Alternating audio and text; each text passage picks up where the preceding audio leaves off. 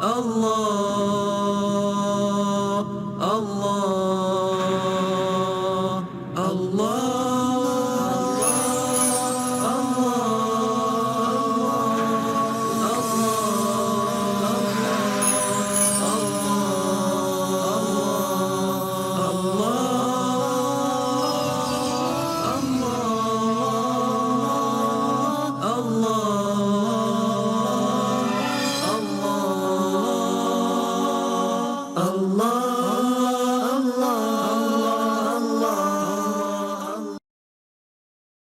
السلام علیکم ورحمۃ اللہ وبرکاتہ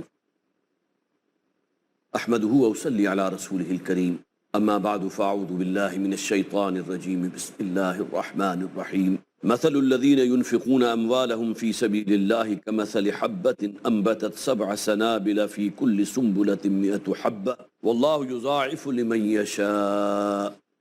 واللہ واسع علیم الذين ينفقون أموالهم في سبيل الله ثم لا يتبعون ما أنفقوا منا ولا أذى لهم أجرهم عند ربهم ولا خوف عليهم ولا هم يحزنون قول معروف ومغفرة خير من صدقة يتبعها أذى والله غني حليم رب اشرح لي صدري ويسر لي أمري واحلل عقدة من لساني يفقهوا قولي سورہ بقرہ کی آیت نمبر 261 سے پھر وہی مضمون شروع ہو رہا ہے جو اس سے پہلے ہم مختلف اسالیب میں پڑھ چکے ہیں، اور وہ مضمون ہے انفاق فی سبیل اللہ، اللہ کے لیے خرچ کرنا۔ مثل الذین ينفقون اموالهم فی سبیل اللہ، مثال ان لوگوں کی جو اپنے مال اللہ کے لیے، اللہ کے راستے میں اللہ کو راضی کرنے کے لیے خرچ کرتے ہیں۔ اس بات کو بہرحال ذہن میں رکھیے کہ ریاکاری کے پیش نظر، نمائشی نیکی کے اعتبار سے کوئی صدقہ و خیرات کرنا وہ تو گویا کہ ہمارے اس صدقہ و خیرات کو بھی زیرو کر دے گا۔ کمثل حبۃ انبتت 7 سنابل، اس خرچ کیے ہوئے ایک دانے کی مثال ایسی، اب یہاں خاص طور پر دانے کا لفظ جو کہ حبہ دانے کو کہتے ہیں، انبتت 7 سنابل، وہ دانہ کہ جو زمین میں آپ نے ڈالا تو اس سے 7 بالیاں نکلیں،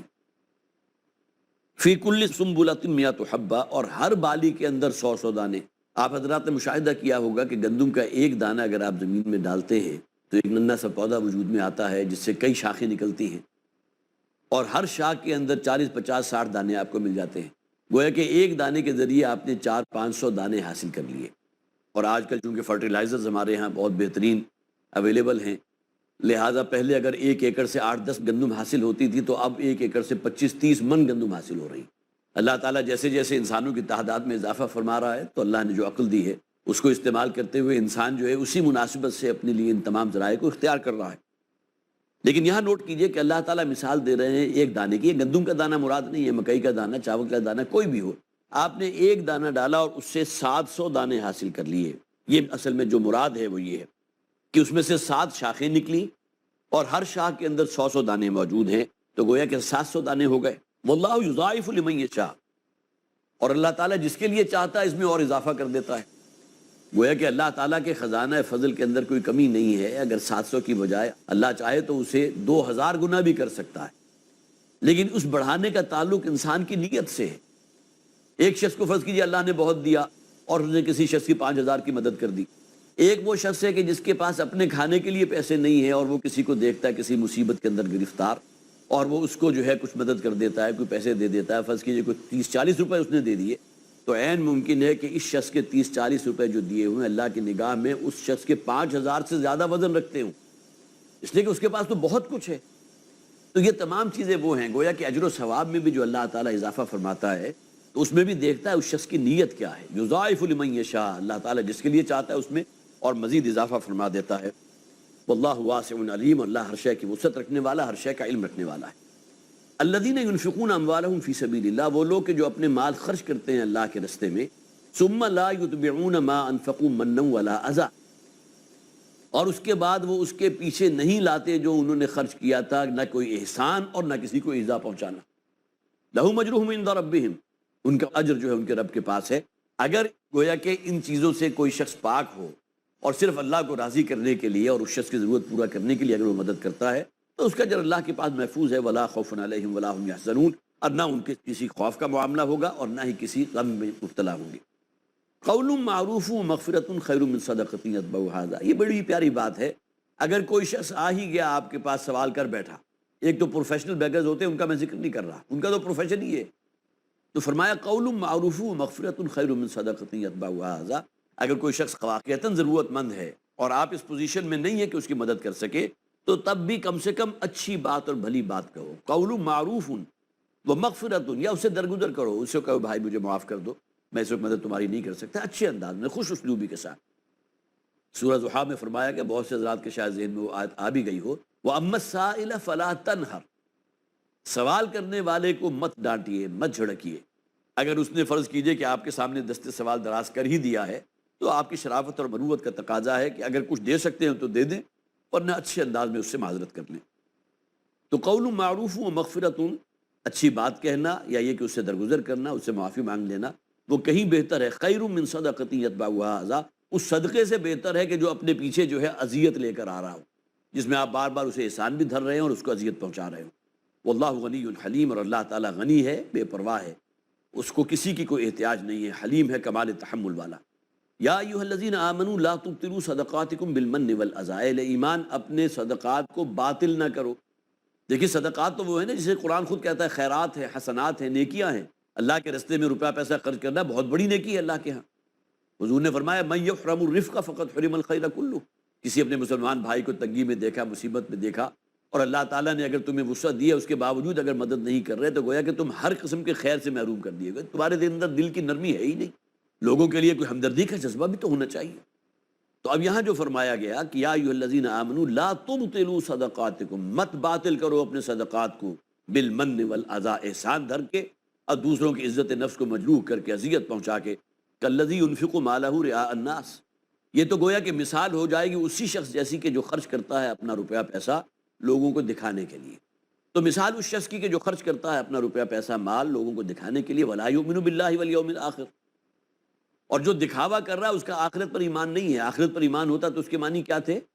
وہ صدقہ و خیرات کرتا صرف اللہ کو راضی کرنے کے لیے، اس کا چرچا مطلوب نہ ہوتا،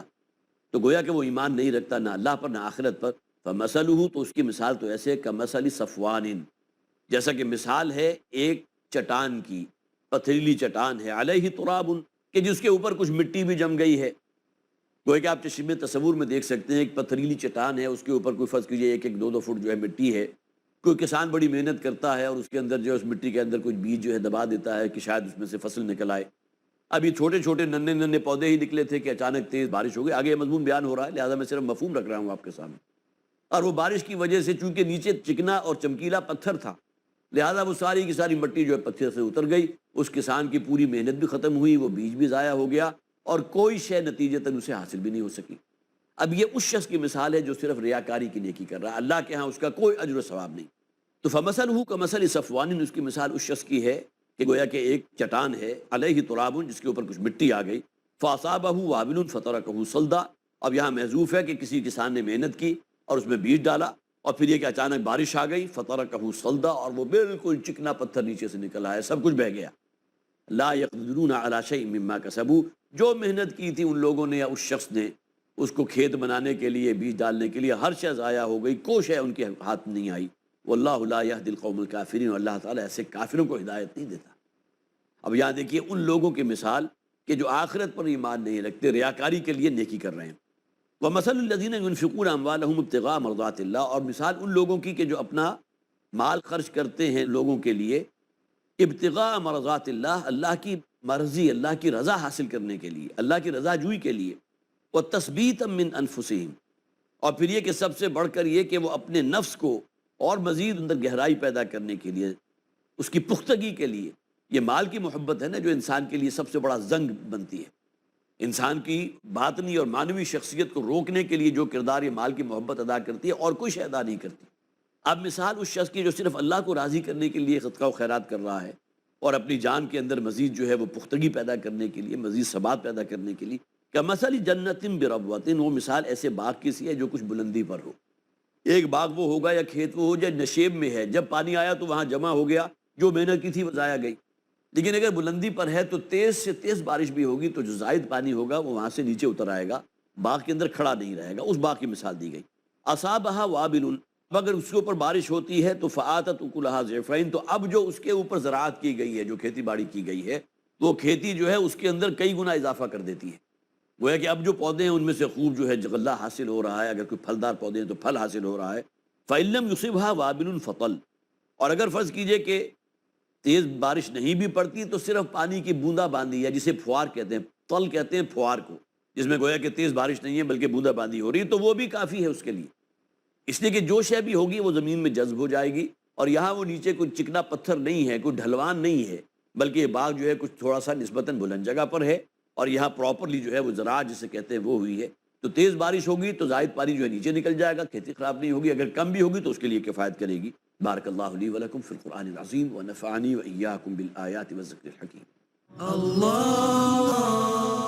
السلام علیکم ورحمۃ اللہ وبرکاتہ۔ اس شخص کی مثال تو ہم نے پڑھ لی تھی کہ جس نے ریاکاری کے لیے کوئی صدقہ و خیرات کیا، وہ تو چکنے پتھر کے اوپر کسی نے محنت کی ہے، جس پہ کوئی مٹی کی موٹی سی تہ آ گئی تھی، وہ بارش آئی، سب کچھ بہہ گیا۔ اب مثال اس شخص کی جو صرف اللہ کو راضی کرنے کے لیے صدقہ و خیرات کر رہا ہے، اور اپنی جان کے اندر مزید جو ہے وہ پختگی پیدا کرنے کے لیے، مزید ثبات پیدا کرنے کے لیے، کمثل جنت بربوۃ، وہ مثال ایسے باغ کی سی ہے جو کچھ بلندی پر ہو۔ ایک باغ وہ ہوگا یا کھیت وہ ہو جو نشیب میں ہے، جب پانی آیا تو وہاں جمع ہو گیا، جو محنت کی تھی وہ ضائع گئی۔ لیکن اگر بلندی پر ہے تو تیز سے تیز بارش بھی ہوگی تو جو زائد پانی ہوگا وہ وہاں سے نیچے اتر آئے گا، باغ کے اندر کھڑا نہیں رہے گا۔ اس باغ کی مثال دی گئی۔ اصابھا وابل، اگر اس کے اوپر بارش ہوتی ہے تو فآتت اکلھا ضعفین، تو اب جو اس کے اوپر زراعت کی گئی ہے، جو کھیتی باڑی کی گئی ہے، وہ کھیتی جو ہے اس کے اندر کئی گنا اضافہ کر دیتی ہے۔ گویا کہ اب جو پودے ہیں ان میں سے خوب جو ہے غلہ حاصل ہو رہا ہے، اگر کوئی پھلدار پودے ہیں تو پھل حاصل ہو رہا ہے۔ فَإِن لَّمْ يُصِبْهَا وَابِلٌ فَطَلٌ، اور اگر فرض کیجئے کہ تیز بارش نہیں بھی پڑتی تو صرف پانی کی بوندا باندی ہے، جسے پھوار کہتے ہیں، طل کہتے ہیں پھوار کو، جس میں گویا کہ تیز بارش نہیں ہے بلکہ بوندا باندی ہو رہی ہے، تو وہ بھی کافی ہے اس کے لیے، اس لیے کہ جو شے بھی ہوگی وہ زمین میں جذب ہو جائے گی، اور یہاں وہ نیچے کوئی چکنا پتھر نہیں ہے، کوئی ڈھلوان نہیں ہے، بلکہ یہ باغ جو ہے کچھ تھوڑا سا نسبتاً بلند جگہ پر ہے، اور یہاں پراپرلی جو ہے وہ زراعت جسے کہتے ہیں وہ ہوئی ہے۔ تو تیز بارش ہوگی تو زائد پانی جو ہے نیچے نکل جائے گا، کھیتی خراب نہیں ہوگی، اگر کم بھی ہوگی تو اس کے لیے کفایت کرے گی۔ واللہ بما تعملون بصیر، اور اللہ تعالیٰ جو کچھ تم کرتے ہو اسے دیکھ رہا ہے۔ یہ دو مثالیں ہیں اصل میں انفاق فی سبیل اللہ، جو ہمارے دین کا تقاضا ہے، لیکن وہاں گویا کہ یہ بات پہلے سے بتا دی گئی کہ اگر ریاکاری کے تحت کوئی کام ہو رہا ہے تو پھر تو انجام اسی شخص کا ہوگا کہ جس نے بڑی محنت کی تھی، لیکن بارش آئی اور نیچے چکنی پتھر تھا، چٹان تھی، وہ سب کچھ بہہ گیا۔ ایود احدکم ان تکون لہ جنت من نخیل، کیا تم میں سے کوئی شخص خواہش کرے گا کہ تمہارے لیے ہو ایک باغ کہ جس میں کھجوروں کی جو ہے درخت بھی لگے ہوں، وعناب، انگوروں کی بیلیں بھی ہوں، تجری من تحتها الانہار، اور اس کی آب پاشی کا بھی قدرتی نظام ہو، اس کے دامن میں جو ہے چشمے رواں ہیں، نہریں بہہ رہی ہیں، لہو فیہا من کل الثمرات، اور وہ شخص کہ جو اس باغ کا مالک ہے اس کے لیے وہاں ہر نوع کا پھل موجود ہے۔ گویا کہ کچھ ایریا ایسا ہے جہاں سبزی لگائی ہوئی ہے، اس کی ہر قسم کی ترکاری اور سبزی اور ہرا دھنیا اور مرچیں وہاں سے حاصل ہو رہی ہیں، گھر کی ہنڈیاں بن رہی ہے، کچھ پھلدار پودے بھی ہیں، پھر یہ کہ کھجور بھی موجود ہے، کھجور کی تجارت کر سکتا ہے، انگور موجود ہے، تو ہر نعمت اسے حاصل، لہو من کل الثمرات واصابہ الکبر، اور یہ شخص وہ ہے جسے اچانک بڑھاپا آ گیا، اچانک تو نہیں آتا لیکن آہستہ آہستہ جو ہے انسان کے قدم اسی طرف جا رہے ہوتے ہیں۔ ومن نعمرہ ننکسہ فی الخلق، جو شخص بھی عمر کی یہ جو ہے وادی طے کرتا چلا جاتا ہے تو اللہ تعالیٰ اس کی تخلیق کے اندر بھی کمزوری اور ضعف پیدا کر دیتا ہے، تو آہستہ آہستہ وہ بھی بوڑھا ہو گیا۔ وَلَهُ ذُرِّيَّةٌ ضُعَفَاء، لیکن یہ کہ اس کے ابھی بچے جو ہیں وہ ابھی کمزور ہیں، بہی معنی کہ ابھی توانا نہیں ہیں، فرض کیجیے جوان نہیں ہیں بلکہ بچے جو ہیں ابھی حالت بچپنے میں ہیں، ناتواں ہیں۔ فَأَصَابَهَا إِعْصَارٌ فِيهِ نَارٌ فَاحْتَرَقَتْ، تو اسی عالم میں جبکہ یہ شخص بوڑھا ہو چکا ہے، باغ بہت عمدہ ہے، ہر قسم کی چیز موجود ہے، اور بچے ابھی چھوٹے چھوٹے اپنے پاؤں پر کھڑے نہیں ہو سکتے، اچانک اللہ کا حکم آتا ہے اور ایک آگ کا بگولا جو ہے اس باغ کے اوپر آ پڑتا ہے، فیہ نارن، جس کے اندر بہت تپش ہے، بہت حدت اور تمازت ہے، فاحترقت، اور پورا کا پورا باغ جو ہے بالکل جل کر بھسم ہو جاتا ہے۔ کذالک یبین اللہ لکم الآیات لعلکم تتفکرون، یہ وہ چیزیں ہیں جو اللہ تعالیٰ آیات اور نشانیاں بیان کرتا ہے تمہارے لیے بڑی وضاحت کے ساتھ، تاکہ تم پر غور و فکر کر سکو۔ اب یہ دو مثالیں دی ہیں اصل میں صدقات کے حوالے سے۔ یا ایھا الذین آمنوا انفقوا من طیبات ما کسبتم، اہل ایمان خرچ کرو ان چیزوں میں سے، ان پاکیزہ چیزوں میں سے جو تم نے کمایا ہے۔ یہاں بھی نوٹ کیجئے، کمائی کے اندر پاکیزگی ہونی لازم ہے، کہ پاکیزہ شے اگر آپ کھا رہے ہیں اپنی ذات میں پاکیزہ ہے، کوئی بکری کا گوشت ہے، کوئی سبزی ہے، کوئی پھل ہے، لیکن جس مال سے خریدا گیا اگر وہ حرام کا ہے تو وہ پھر شے بھی پاکیزہ نہیں۔ انفقوا من طیبات ما کسبتم، اگر خرچ کرنا چاہتے ہو تو اپنی طیب جو حلال مال ہے اس میں سے خرچ کرو جو تم نے کمایا۔ ومما اخرجنا لکم من الارض، اور وہ شے کہ جو تمہارے لیے زمین سے ہم نے پیدا کی۔ ولا تیمموا الخبیث منہ تنفقون، اور دیکھو جب بھی خرچ کرو تو ان چیزوں کا قصد نہ کیا کرو جو ردی مال ہے۔ اب یہ شے کسی درجے میں مطلوب نہیں، فرمایا گیا کہ ایک تو یہ کہ طیب شے ہو، تمہاری جو کمائی ہے وہ پاک ہو، اور دوسرے یہ کہ اس میں جو ردی مال ہے ایسا نہ ہو کہ صرف اسی کے جو ہے اس کو لگا کے تم سمجھو کہ تم نے بہت بڑا کارنامہ انجام دے دیا۔ ولا تیمموا الخبیث منہ تنفقون، جو تم خرچ کرتے ہو اس میں سے ردی مال جو ہے وہ نہ خرچ کیا کرو۔ ولستم بآخذیہ الا ان تغمضوا فیہ، اگر کہیں تمہارا معاملہ ہو جائے لینے والوں میں، تمہارا شمار فقراء میں ہوتا تو اگر کوئی تمہیں وہ ردی مال دیتا تو کبھی تم ان کو قبول نہ کرتے۔ الا ان تغمضوا فیہ ولستم بآخذیہ، اور تم نہ لیتے اس کو کبھی بھی، الا ان تغمضوا فیہ، سوائے اس کے کہ چشم پوشی کر جاؤ، مجبوری ہے بھائی، گھر میں کھانے کے لیے کچھ نہیں ہے، یہ باسی گندم اگر مل رہی ہے چلو کم سے کم بچوں کا پیٹ تو بھرے گا۔ تمہارا معاملہ ہوتا تو کبھی یہ کام نہ کرتے، لیکن اب چونکہ اختیار تمہارے پاس ہے لہٰذا صدقہ و خیرات کے لیے جو ردی چیز تھی وہ تم نے اللہ کے راستے میں دی اور سمجھا کہ میں نے بہت بڑا کام کیا۔ وَاعْلَمُوا أَنَّ اللَّهَ غَنِيٌّ حَمِيدٌ، اور جان لو کہ اللہ تعالیٰ غنی ہے، اسے کسی کی احتیاج نہیں ہے، حمید ہے، ستودہ صفات ہے۔ الشیطان یعدکم الفقر ویأمرکم بالفحشاء، دیکھیے شیطان ہے کہ جو اصل کی رول ادا کرتا ہے کس شے میں، کہ انسان کی معنوی شخصیت یا روحانی شخصیت، اس کے رستے کا سب سے بڑا بریک مال کی محبت، دنیا کی محبت۔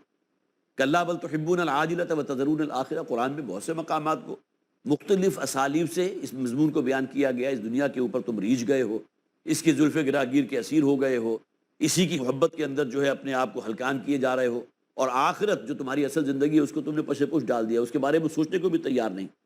اور دنیا تعبیر کی جاتی ہے روپے پیسے سے، مال سے۔ یہی روپیہ پیسہ ہے جسے آدمی جائیدادیں خریدتا ہے، جسے فارم ہاؤسز بناتا ہے، جس سے بہترین ماڈل کی گاڑیاں خرید رہا ہے، یہ تمام چیزیں گویا کہ اصل شے تو مال ہے نا۔ لہٰذا شیطان جو بریک لگاتا ہے کہ انسان کو مال کی محبت میں، وَإِنَّهُ لِحُبِّ الْخَيْرِ لَشَدِيدٌ،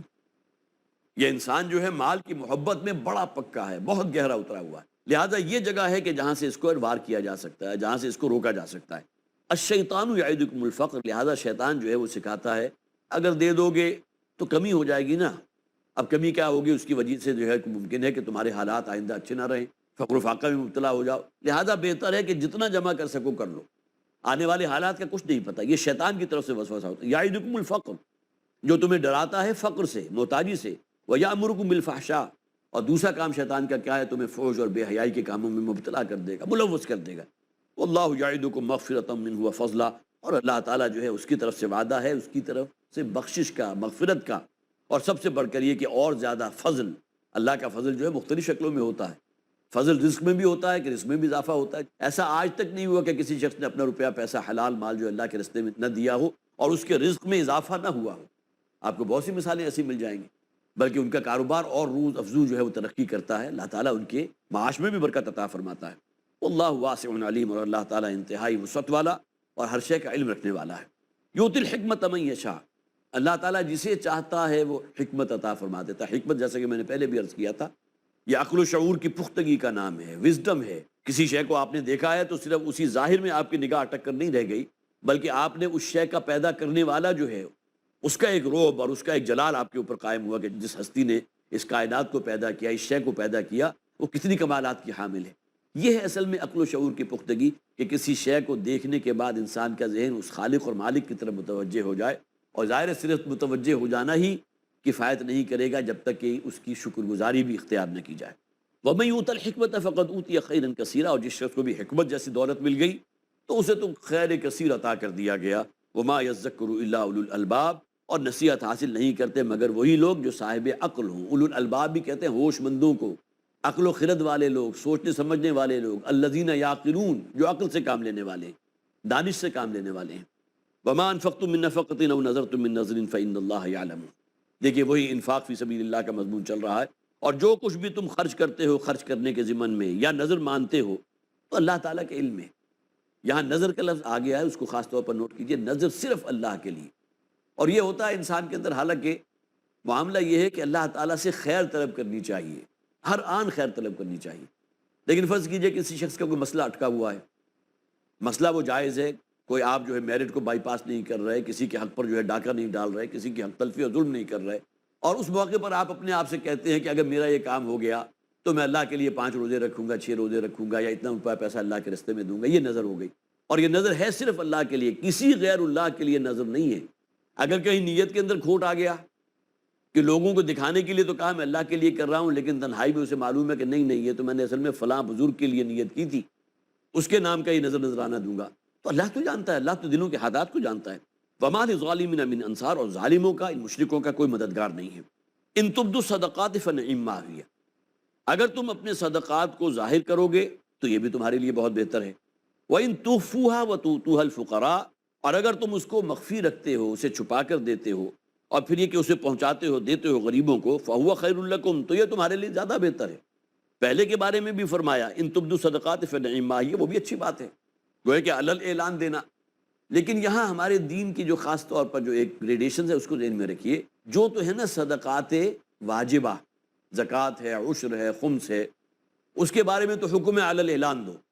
اگر آپ کسی کو زکوٰۃ دے رہے ہیں تو اس کو بتا کر دیجئے کہ یہ زکوٰۃ کی رقم ہے، کر دی تو لازمی اور ضروری نہیں ہے کہ آپ اسے بتا کر دیں کہ یہ زکوٰۃ کی رقم ہے. تو جو بھی صدقات واجبہ ہیں ان کے لیے حکم یہی ہے، وہ علل اعلان ہونی چاہیے. لیکن جو صدقات نافلہ ہیں اس کے بارے میں اخفاء ہونا چاہیے، سوائے اللہ کی رضا کے. آپ کی خواہش تو بلکہ ایک بڑی پیاری خوبصورت حدیث ہے جس میں حضور نے فرمایا کہ 7 اشخاص کو اللہ تعالیٰ اپنے عرش کے سائے تلے جگہ عطا فرمائے گا. ان میں سے ایک شخص وہ ہوگا کہ جو جب خرچ کرتا ہے تو دائیں ہاتھ سے جو کچھ اس نے دیا اس کے بائیں ہاتھ کو بھی پتہ نہیں چلتا. تو صدقات نافلہ اور صدقات واجبہ کے اعتبار سے ہمیں یہ تقسیم اپنے ذہن میں رکھنی چاہیے. یہاں ان دونوں ہی کا ذکر ہو رہا ہے اور دونوں کی قبولیت کے لیے یہاں جو ہے بیان ہوا. اللہ تعالیٰ ہمیں توفیق عطا فرمائے. یہ تمام چیزیں جو ہمیں بیان کی جاتی ہیں وہ ہماری ہدایت کے لیے ہی نہیں بلکہ ہمارے لیے عمل پیرا ہونے کے لیے. اللہ تعالیٰ ان باتوں پر ہمیں عمل پیرا ہونے کی توفیق عطا فرمائے. بارک اللہ لی ولکم فی القرآن العظیم ونفعنی وإیاکم بالآیات والذکر الحکیم. اللہ اللہ